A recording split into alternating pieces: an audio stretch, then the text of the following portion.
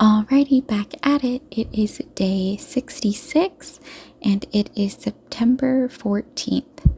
So for today's workout, I am doing 3 exercises and I am starting off with a side plank dip. So for this one, I'm setting myself up in an elbow side plank. So my elbow's on the floor, forearm on the floor, and it is in line with my shoulder. So from there, I'm setting myself up with fully extended legs. The foot of my top leg is kind of helping me stay steady. And then I'm just dipping my hip down, touching the ground, and then pushing myself back up with my oblique.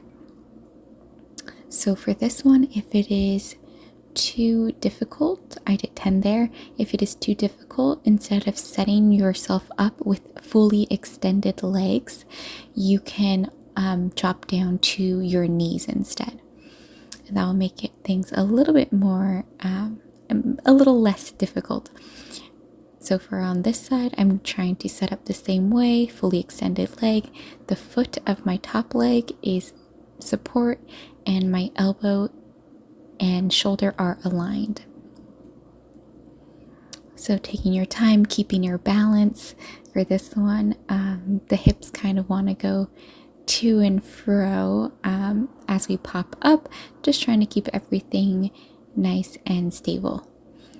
All right, going into my second exercise. These are leg lifts with an adduction and abduction. So I call them open closes, but or leg lift with open closes. All I'm doing as I'm doing my leg lift is opening and closing my leg. So as I go down, I'm kind of figuring out how low I'm going to be going. And then I start off into my open closes here. You can see I'm opening, closing my legs as I'm bringing my legs up and down in that leg lift motion. So my back is nice and tight to the ground. If your lower back starts to come up off the ground, just make sure you don't go down as low to the ground. The higher up you are, the easier it is, and then the closer you are to the ground, the more difficult it is. So I ended up bringing my shoulders slightly up off the ground, contracting my upper abs just a little bit, and I am doing 10 here, or 10 leg lifts, not open closes.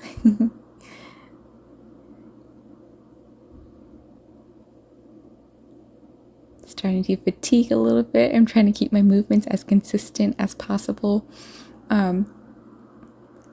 From the end here, it looks like they got a little bit erratic, but try your best. You can always reset if you need to. And then from here, I'm going to be going into straight arm crunches. So for straight arm crunches, my arms are going to be straight in front of me, like pointed towards the ceiling.